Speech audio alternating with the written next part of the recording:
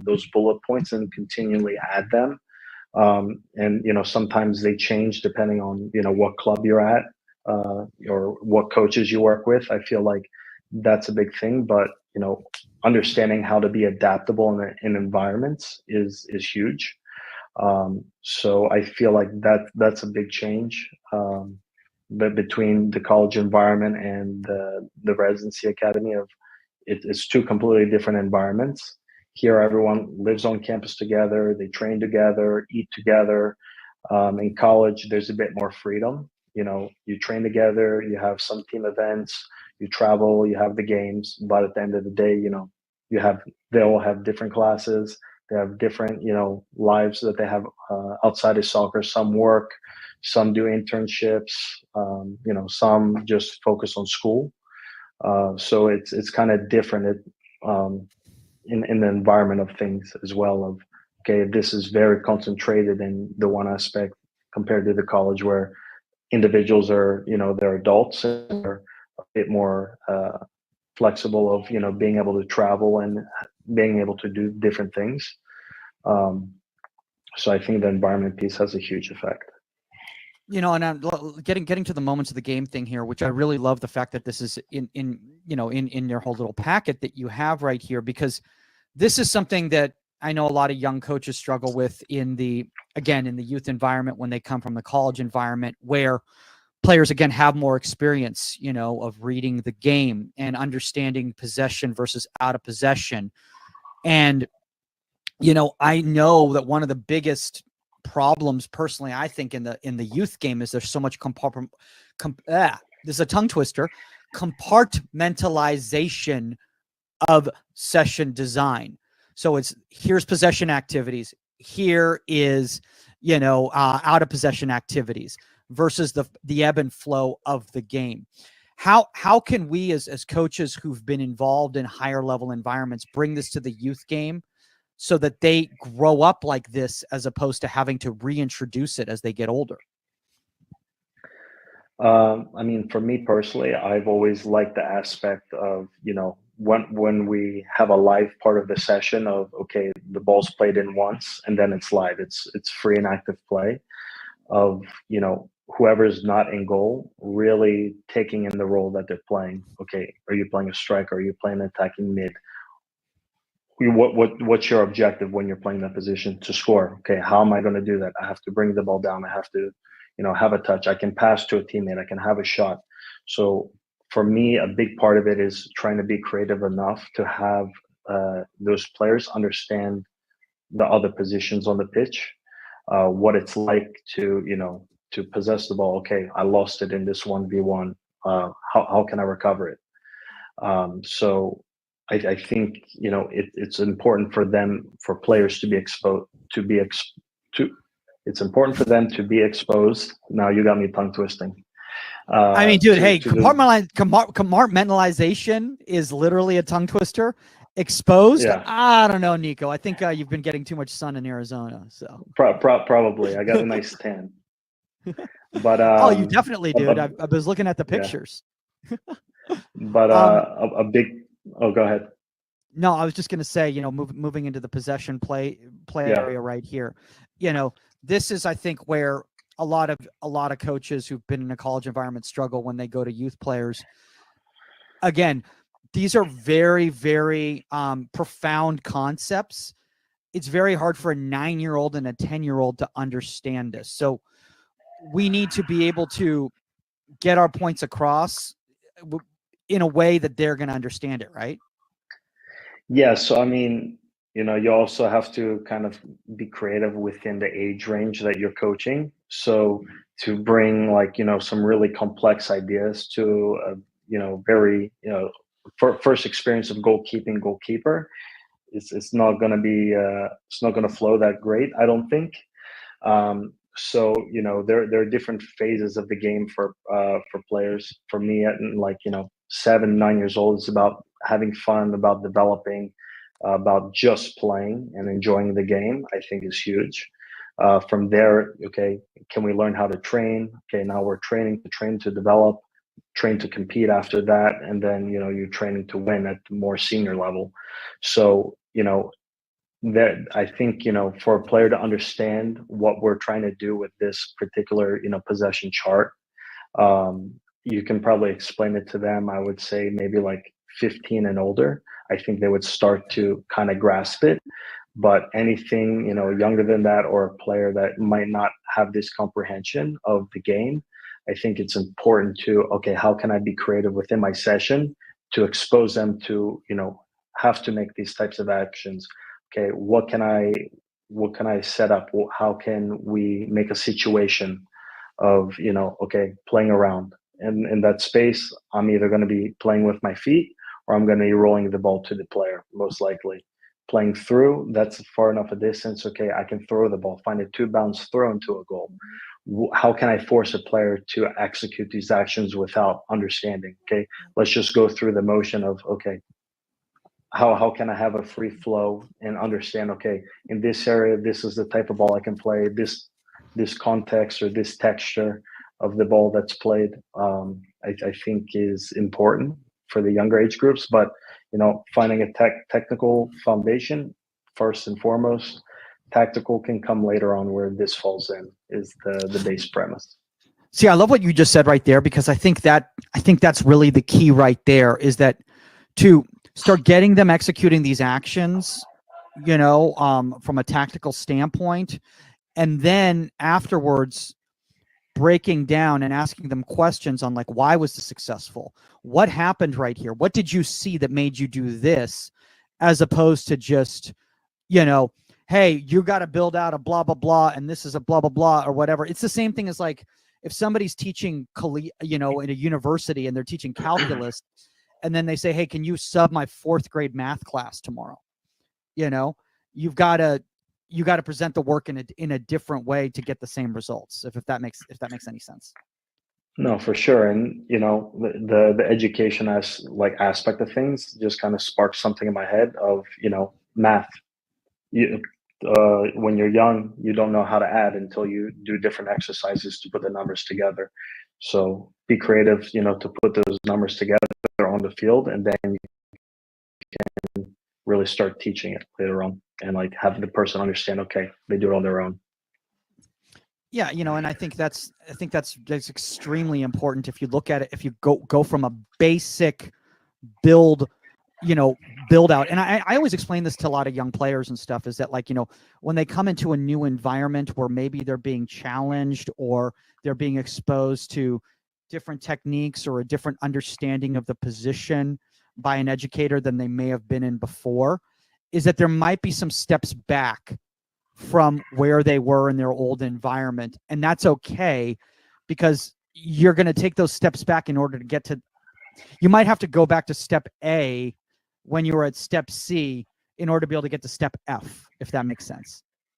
No, it does. And I think that's a part of being, well-rounded as a person and as a goalkeeper of, okay, I put a lot into this area.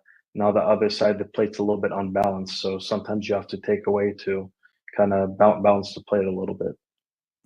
So let's talk about the attacking third in the youth game versus in the college game. I'll be honest with you. You're 12 years old. The attacking third, that might as well be on the moon. Like, that's going to take 7 years for the ball to come back. And that's where you start getting the hands on the hips, the kids getting disassociated with the game.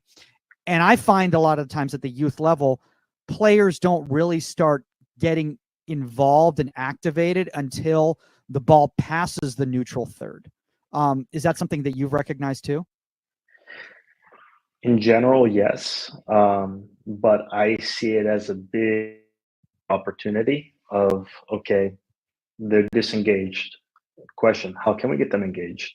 So, then I put myself in, okay, when I was a player, what did I think? Okay, I'm stepping up, I'm finding, my line that I want to hold, that I want to be at. How can I be a supportive player within my own half to my teammates? If the ball is cleared, okay, can I have a touch, and then can I be a part of the attack now? But also a big part of that is communication. What information can I give in the possession moments when we have possession of, okay, how can I communicate to players? I have, one of the best views on the field. I see straight down everything in front of me. what information can I give to my teammates to help them make decisions. It's not only in the recovery moments of when we're defending, of giving, little points of communication, because then at that point, if we're in our defensive third, I can only say so much because I'm focused in on the ball. I have to react if an action is taken by the other team, compared to when we're in possession and the ball's in our attacking third. Okay, I'm a bit more relaxed. I can see more. How can I help guide my team? It's interesting that you just said that.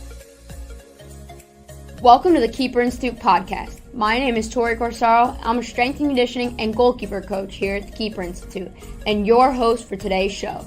The Keeper Institute is a unique goalkeeper training facility in New Jersey aimed at developing better goalkeepers and better people. On this podcast, we will be discussing all things goalkeeping, character development, and more.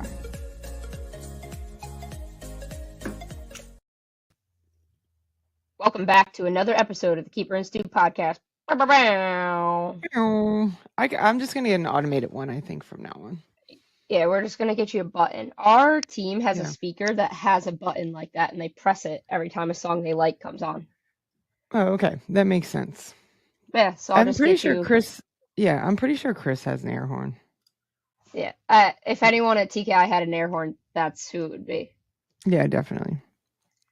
All right, you guys, we're back. We're back for another episode, and exciting things are coming your way, which we tell you every single time, but we're just letting you know that big things are coming here at TKI and at the TKI podcast. So without further ado, we're going to get into our topic. And I think this one is it's kind of a fun one because it's just all these things that we've been hearing since we were young that just aren't true. I don't know about fun, but maybe comforting would be a better way to describe it. It's like you've heard these crazy things from coaches and you're just like, that doesn't feel right. And so maybe bringing a little comfort of you just validating your experience and just you're not crazy. These are actually some big misconceptions that people should really stop saying. Heck yeah, let's stray away, guys. Let's just stray away. But let's tell them what it is. It's the worst things that you can say to your goalkeeper or that can be said to you as a goalkeeper. And we're going to get right into it because I'm sure we got a lot to say, Jill. Oh my gosh. Okay.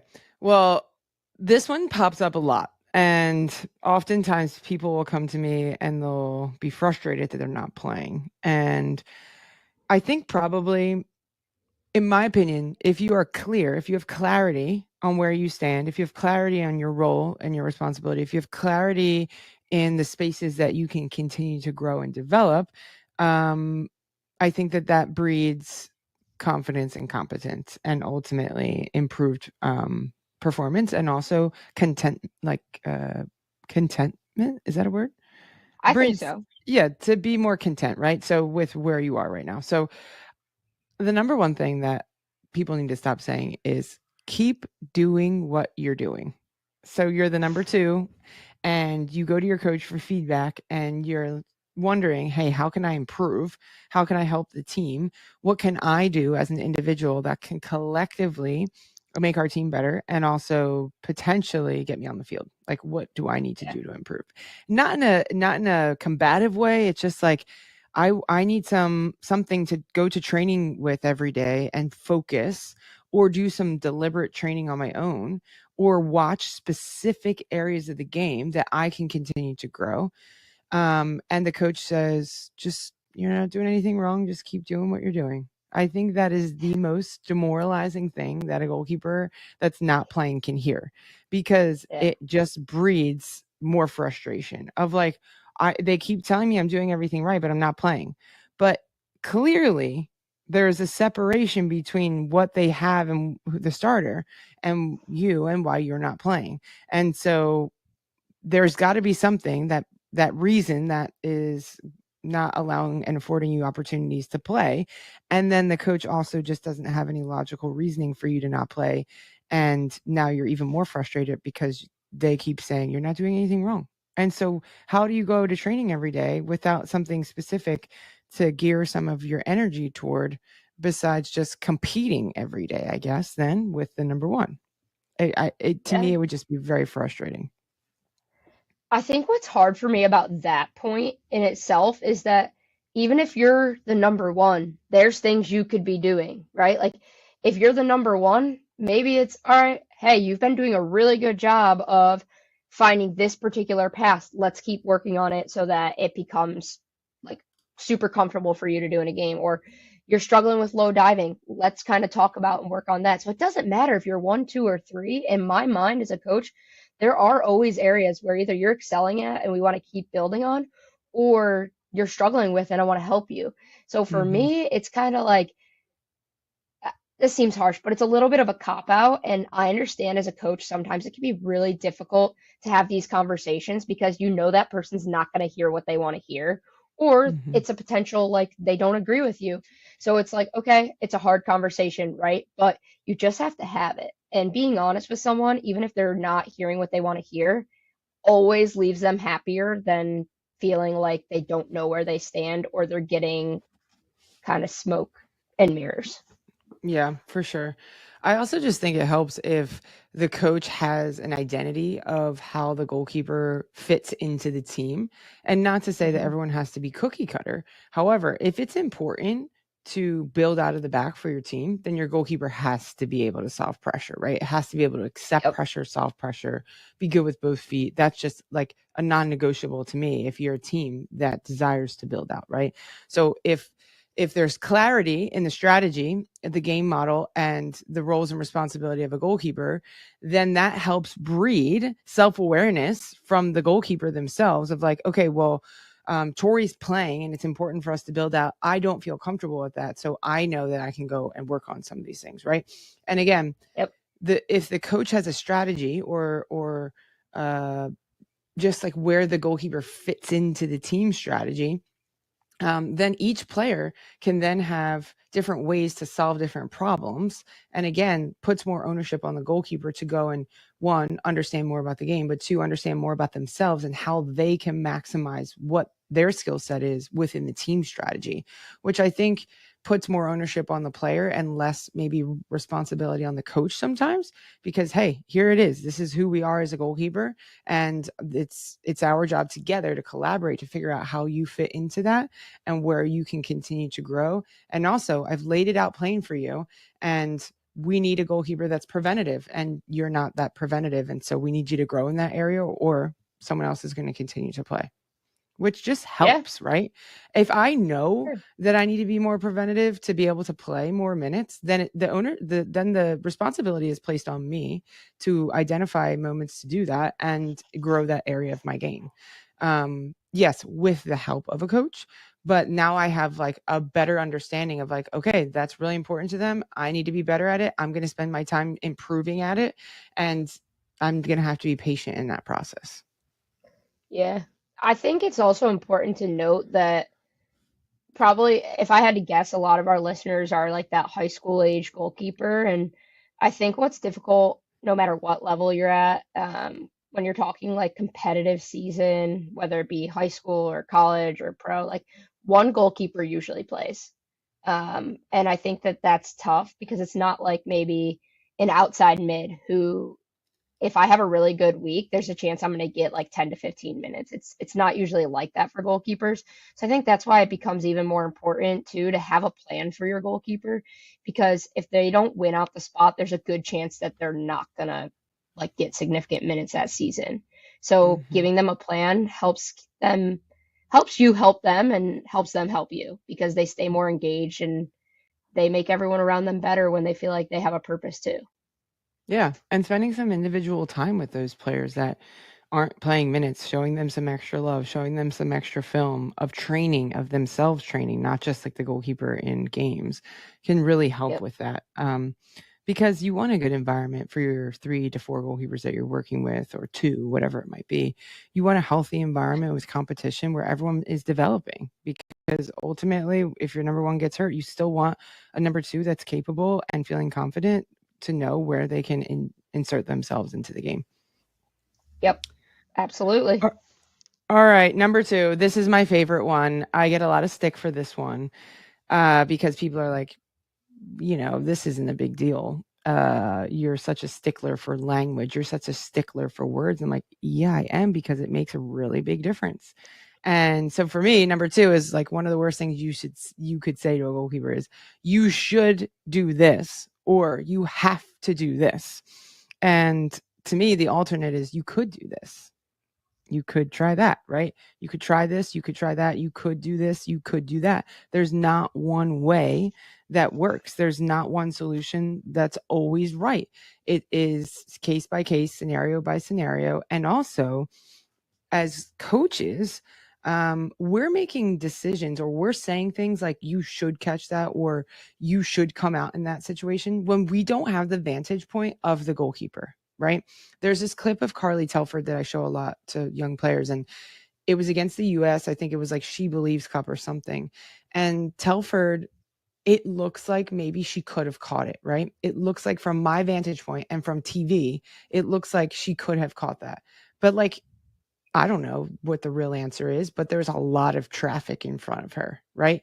And so from her vantage point, if we had a camera behind the goal, maybe we would ultimately see that she really couldn't see the ball that well, and she didn't pick it up until it was past the last defender, and she wasn't quite sure if she could catch it. So she pushes it away into a safe area of the field, and it's no harm, right? There's no rebound. There's a rebound, but she puts it out really far away, and it's a clear, decisive decision, where I think sometimes coaches will say she should have caught that. And like, I don't know. I don't know if she should have or not. Maybe she could have, for sure. She could have. But if she wasn't 100% balanced at the time of the shot, if she caught it late, if she saw it through bodies and she had to make a late decision because she wasn't sure it was going to take a deflection or not off of someone, I actually think that was a wise decision. But we can't just make these blanket statements of you should do this or you should do that or you have to do this or you have to do that, because you know what happens when we do that? We don't empower the person to make autonomous decisions. We just tell them what to do. And ultimately, that doesn't make them better for the future. So telling someone they have to come out might not be within their skill set or what they're comfortable with. And so then they hesitate and they get stuck in between decisions, and they're not sure. They go, they don't go, and they get stuck. And then they don't know if they should have gone or if they should have stayed. And so it kind of robs us of a learning or teaching moment when we tell someone they have to do something. Could, to me, is a better way to describe a situation. And also it puts less blame on the goalkeeper and continues to empower them that, like, you could do that if you wanted to. Well, let's talk that through. What are the advantages? What are the disadvantages? How did you feel in that moment? What did you see in that moment? It's more of a collaboration statement of like, you could, we could, rather than you should, and like almost like shaming someone for their decision. Yeah, I'll tell you what's not going to help them perform better, especially if we're talking about like using this language like in a game, shaming them. That's the quickest way to make someone play with fear. I think my take on this is like, how can I just ask questions and get curious? I want to get curious on your decisions, because there's been a lot of times where I'm like, I wonder if like you could have done this or that in my head, right? And then I watch the film back and I'm like, oh, I know exactly why they made the decision they made. Or I'll ask my goalkeeper, like, well, what did you see here? And she responds like, it took a deflection off here. Or, you know, like so-and-so stepped to the ball late and I didn't see it. And I'm like, see, those are things that I wouldn't have known. Doesn't matter what vantage point of film that I had, I wouldn't have known that. Also, you have to think about like, where are you within the game too? Like why they made the decision they made. Is it the 87th minute and you're winning 1-0 and that changes their decision? And yeah, we don't necessarily want to make decisions off emotion, but goalkeepers are human and they're going to do it sometimes. So I think just getting curious about like why someone's choosing what they are choosing is going to help you be able to pick a line of question that is productive, not shameful. Yeah. Also, I think sometimes that those comments are typically made about final actions. And usually there's like 2 or 3 things that could have been done differently before the final action that might set us up for an easier final action. So if we just focus all of our energy on that final action, we could be missing like the real meat of helping someone make a more informed decision. Like I was working with a goalkeeper here the other day, and she shows me a clip of her in possession, and she's like, well, like my coaches are telling me this. And I was like, whoa. Well, look at your angle of support. your angle of support is so ball side dominant. Like, what if you just present it on the other side? Would that give you more space? Would you feel more comfortable in that situation to solve pressure? Is there a different way that you can communicate to your teammates based on what you want? And so it's just, again, putting more ownership in their hands and giving them more autonomy to think outside the box or think a little bit differently, and not just in terms of black and white, like final action. Did this work or not? Right. Yeah. Okay. Our last one, and this is my favorite one, is we need to stop telling our goalkeepers what to do in the game, like in the moment of the game, like joysticking. Come out, Jill, come out, come and get it. Yes. Oh, there's nothing that drives me crazier than that, because by the time the coach has identified that the goalkeeper needs to come out and then articulates what the goalkeeper should do, and then the goalkeeper hears it and then the goalkeeper applies it, the moment is far too gone. It is way gone. It is past us. It's been gone. It is so gone, right? And so quite often in games when we're telling and joysticking our goalkeepers on what to do, we're putting them in a less favorable position because the moment typically has already passed for them to move and act upon it. And so I think sometimes like a better way to communicate in the game is to maybe validate someone's decision.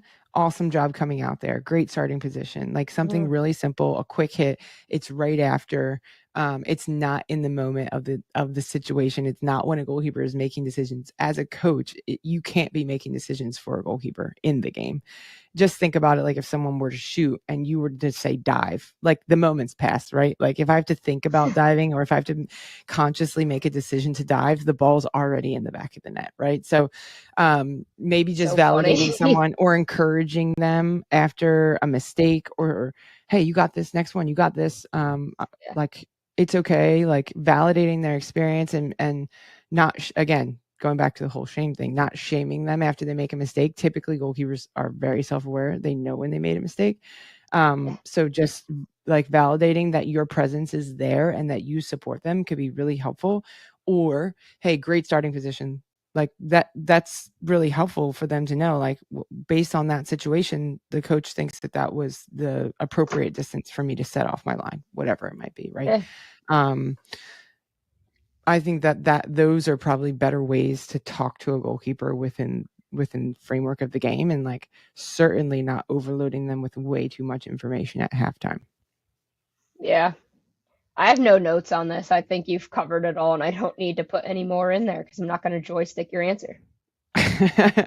Yeah, I think it's also really important that we think about like your language to a goalkeeper in the game. Like you have a small budget, a very, very small budget, before you start to overload their brain with way too much information, and then their head becomes scrambled eggs, right? So you should really intervene when it's appropriate. Like there's no certain amount of number of times, right? Like this is the beauty and the art of coaching, is figuring out when and how to intervene, especially during a game. But just think about it like this, is that you have a very small budget to make changes in a game, because inherently our job is reactions. Our job is reactionary. Even if you're being preventative, it's still reactionary based on what you see. And so if we're thinking about too much during a game, when we're trying to rely on our instincts and be reactionary, our reactions then become slower because we're overthinking, we're consciously making decisions when we just want to rely on our instincts.